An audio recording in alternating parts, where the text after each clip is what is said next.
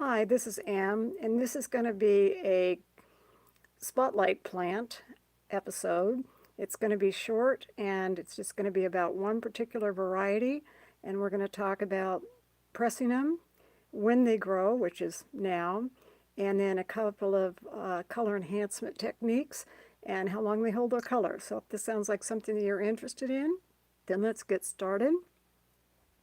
Today's plant is winter heaths and heather plants. Specifically, in my case, it's called Mediterranean heather, and they grow in the winter, and they're coming on now, and I have pressed some, and I'll show you those in just a minute.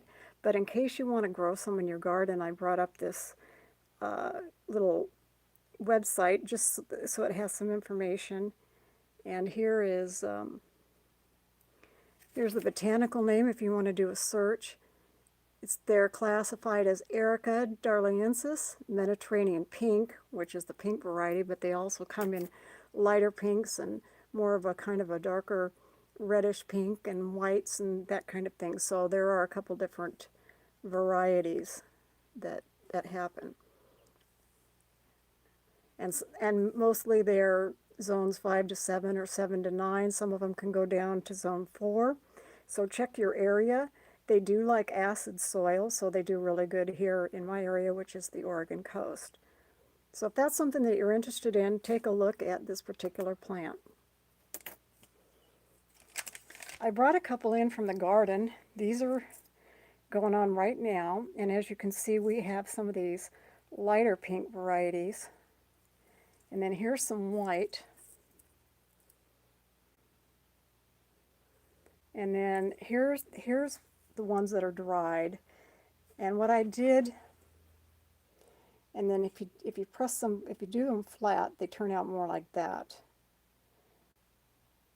If you want to do the whole cluster, I will do some clusters. This one isn't thoroughly dry. It just started pressing, so it's only part way flat. It'll get flatter as it goes along. So this one is in its total 3D form. This one has just been started to be pressed flat. And then these are totally dry and pressed. And what you do when you want to press them in individual florets is you just take, the simplest way to do it is to take them and just do that. And then just scatter them around your paper and then press them. Check out my how to press flower videos if you want to know more about actually pressing flowers. The white ones I have found are very hard to get through the drying process without turning brown. When you can get them through, they will stay this color, and they have these nice little brown tips on them. But just recall that they are hard to get through. And these I'm going to press today, so I brought some extra ones in. I don't typically press these lighter ones. The only ones that I typically press in the pink shade is this darker color that we have in the garden.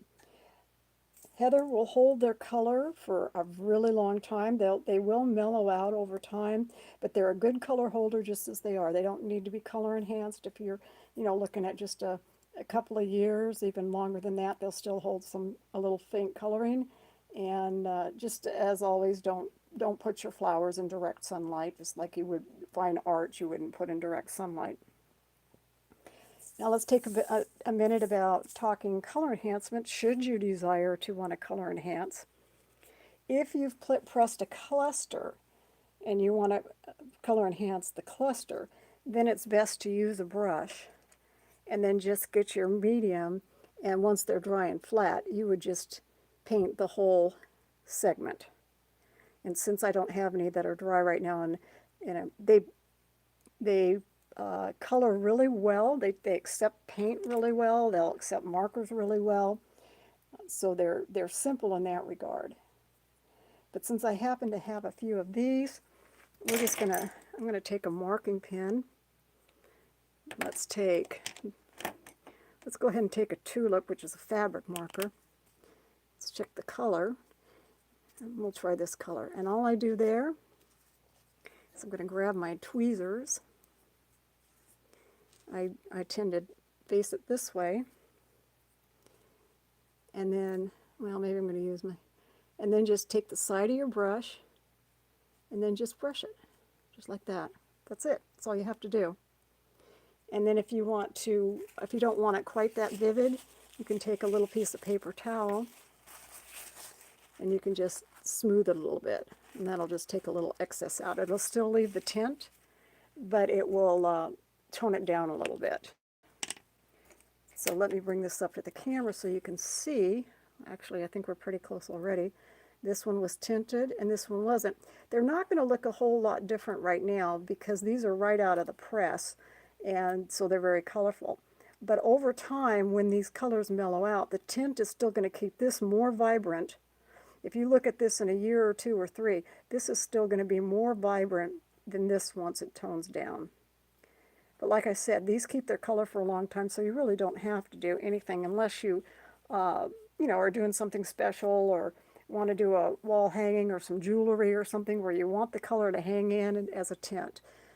Now, if you're going to paint, and if you've seen my medium videos where I mix paint up ahead of time, all you're going to do is take your painting medium, and in this case these are so small that I'm going to take a really small brush, and actually I personally prefer this other color better, so let me open that one too. This one's a little deeper. Okay, now this one hasn't been done, so we'll do this one. Just take your brush and move it right along. That's it. That's all it takes. And you can do both sides if you're going to do something with a transparent background. So these work really well. That's our plant of the day.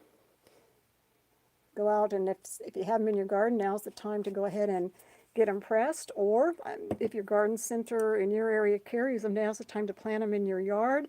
And they'll usually take about a year or so to get established and maybe start giving you some flowers. But now's the time to be thinking about it.